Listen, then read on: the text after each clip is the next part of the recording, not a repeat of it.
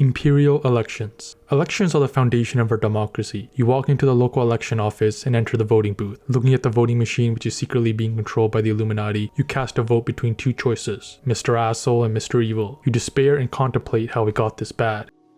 But what if there was another choice, a better choice? What if you had the chance to elect Karl Franz himself, the Grand Prince of Riekland, one of the greatest men to live, to be your next ruler? Have no fear, students.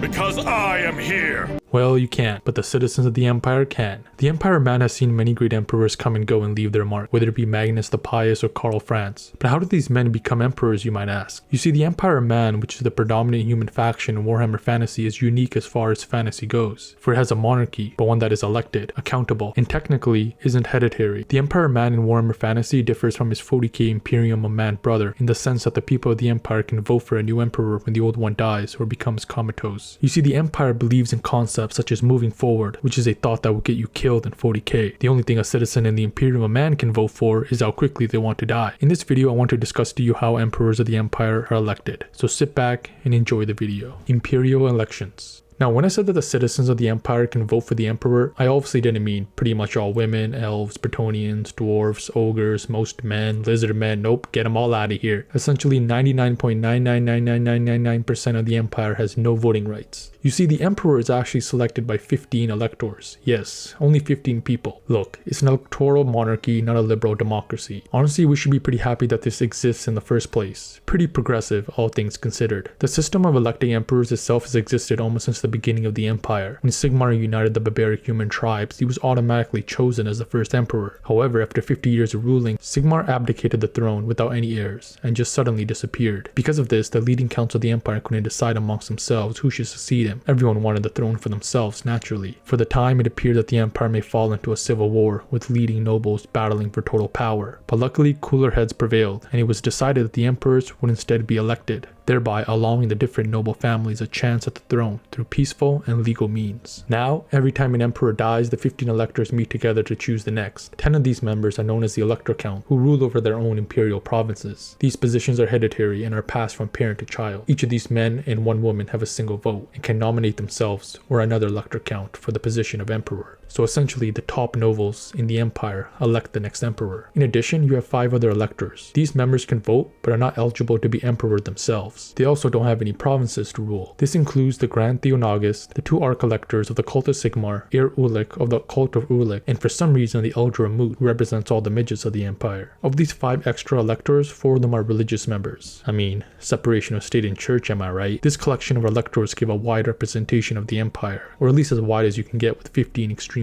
powerful and wealthy people. Now, the number of electors has changed throughout history, and there have been attempts in recent times to appoint new ones, but these have been unsuccessful. Each elector has very little interest in sharing their power and diluting their vote. The fact that most electors are against adding a single new voter doesn't give much hope for those that may support greater suffrage. I mean, if the electors won't even allow another powerful noble to join, they ain't gonna let the person down the street do it. I mean, that peasant might vote for his own selfish interests, unlike the Elector Count, who might also vote for their selfless interest, obviously.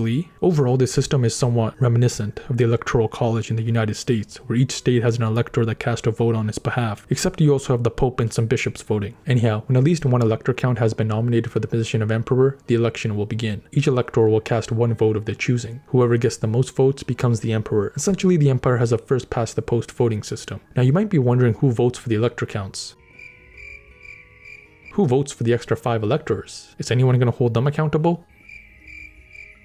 Anyhow, if there's only one strong nomination, then the vote will be quick and painless. But if more than one arises, then things can get a little bit hairy. At this point, bribery, threats, and even war can occur because of a heated election. Kind of like how the 1860 US presidential election directly led to the American Civil War. In recent years, the elections have been pretty straightforward, with the Grand Princes of Riekland winning decisively. This is mostly because of the 3 electors from the Cult of Sigmar voting together for the Grand Prince of Riekland. This is mostly because Riekland is the headquarters and the main power base of the Cult of Sigmar. The church ultimately wants an emperor that is a Sigmarite and will look out for their interests. And in return for this support, the Franz family has lavishly blessed the cult with earthly riches in return for their political support. In addition, the Elder of Mootland usually votes for the heir of the previous emperor, and therefore Riekland enjoys a healthy 5-member voting bloc, which is greater than any other bloc. The closest other bloc you have is Middenland, where its Count and heir Urlik of the cult of Urlik usually vote together. Most of the other electors will usually vote for themselves or Riekland. Now the Riekland voting bloc originates from the rule of Emperor Magnus the Pious, who gave 3 elector positions to the cult of Sigmar. Because of this, Magnus isn't the most popular emperor among the followers of Urlik or other religions, and this lack of power balance between the cult of Sigmar and Urlik has created some tension. Now look, this electoral system obviously isn't the best. Power imbalances and lack of voting rights are an issue, but not the worst part. Remember when I said that heated elections can lead to war? Unfortunately for the Empire, this has happened quite a bit. If you thought the 1860 or the 2020 US elections were bad, you haven't seen anything yet. In the beginning, the Imperial election was created to avoid war, but that's only if everyone agrees with the vote outcome. Unfortunately, there have been long periods of Imperial history when people didn't exactly agree with the election result. In 1015, Emperor Boris Goldgather died. If you watched my first Warhammer video, you would know that this is the guy who tried to make his horse into a dew. Anyhow, when this happened, Elder Gumbel Sparrowthew was elected emperor. This was a little bit controversial because he was a halfling and couldn't even reach the throne. Nah, it's actually because the halflings aren't the most respected. This election resulted in 9 years of anarchy due to a lack of a strong central government that everyone respected. To make things worse, during this time the Empire was also beset by the bubonic plague, a horrible bioweapon that was created by the Skaven to weaken the Empire for their later invasion. Now the Skaven are a wretched race of rats that are complete assholes. For example, they mine gold, not because they need it, but instead to prevent other races from having it. Anyhow, millions would die from the plague, and when the Skaven came, they came hard and ravaged the weakened Empire. Begun the Skaven Wars had. 75% of Imperial citizens would perish, and anarchy would remain until 1124 when Emperor Mandred was elected. Mandred would rally his army and defend the Empire from the Skaven hordes and slaughter them by the tens of thousands. Skaven were driven back and the Empire was saved. Mandred himself would be given the title of Skaven Slayer. Afterward, he would rebuild the Empire and reassert the authority of the Imperial government. However, his reign was cut short when he was assassinated by a Skaven deathmaster known as Nartik Blackblade in the year 1152 as revenge by the Skaven. You see, the rats were pretty pissed about them losing the war because they were hoping to conquer the surface and begin the Great Ascendancy. This is where their god, the Horned Rat, would become supreme over all the Chaos Gods. Of course that didn't happen thanks to Sigmar, but the Empire would lose a great emperor. Mandred would be gone after the 20th year of his reign. After his death, the electors would assemble, but fail to decide who should succeed him. This disagreement would lead to an all-out civil war between the provinces of Stirland and Telebeckland. The Empire would once again be ravaged and would spill gold and blood it could ill afford. The Imperial citizens who had barely survived the plague and Skaven wars were now once again surrounded by misery. This period would become known as the Age of Wars. In a desperate attempt to end the chaos, the electors met at Altdorf to elect a new emperor. The Count of Stirland, Wilhelm, would become the emperor by just one vote. His direct rival, Otelia, the Countess of Telebeckland, refused to accept the results and accused the electors of rigging the vote. Stop the count, am I right? In response, Otelia would declare herself empress and would rule over Telebeckland as sovereign. This would begin an era known as the Time of Two Emperors, where Wilhelm and Otelia and their later descendants would fight one another over control over the empire.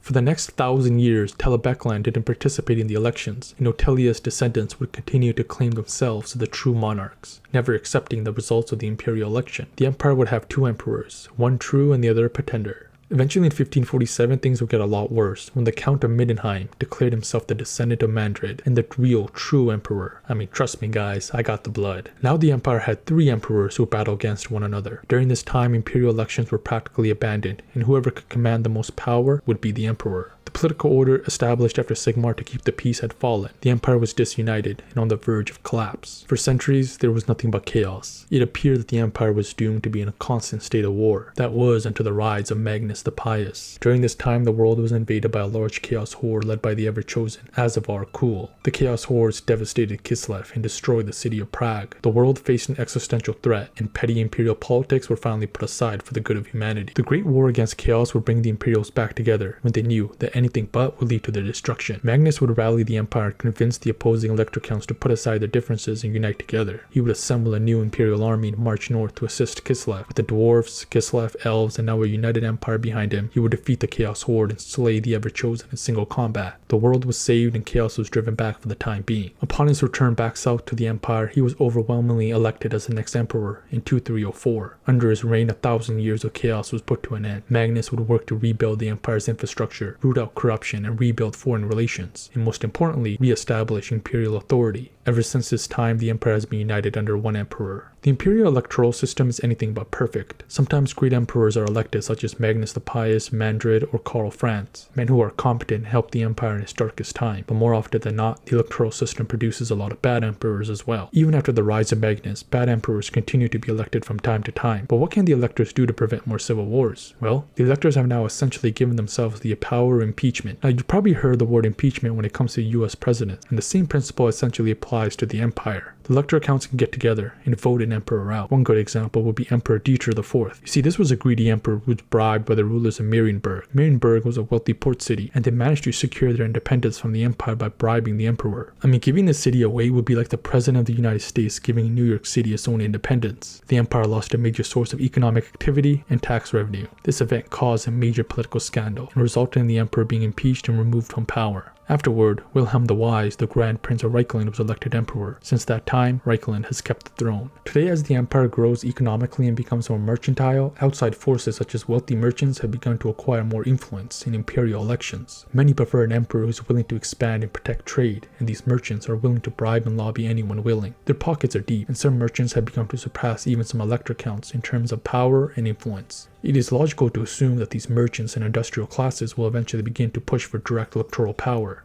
an expansion of voting rights where instead of just electors voting, men of means gets to vote as well. Perhaps the empire could follow the path of England, where a proper parliament forms and begins to acquire power, and the monarch slowly becomes a figurehead. Who knows what is possible? Money in politics are a powerful force. I mean, it's not like the world will suddenly end because of some ridiculous end-time shenanigans before anything more interesting can occur. Oh my stars. Well, I guess the political system of the empire won't be evolving, but it's an interesting thought experiment regardless. Conclusion. Well, my fellow imperial citizens, that's your civic lesson for the day. Hopefully you learned a lot about the imperial election system and how it helps the empire function, or dysfunction depending on the time and place. The system was created as a compromise to maintain the peace, but has many times led to war. However, I would argue that it's still superior to a hereditary monarchy, and it serves as a check on imperial power. Also, it allows the electors to peacefully impeach an emperor without the need for war. Well, that's it for the video. I plan to make further videos in the future covering the empire and Warhammer fantasy at large, and I'll see you in the next one.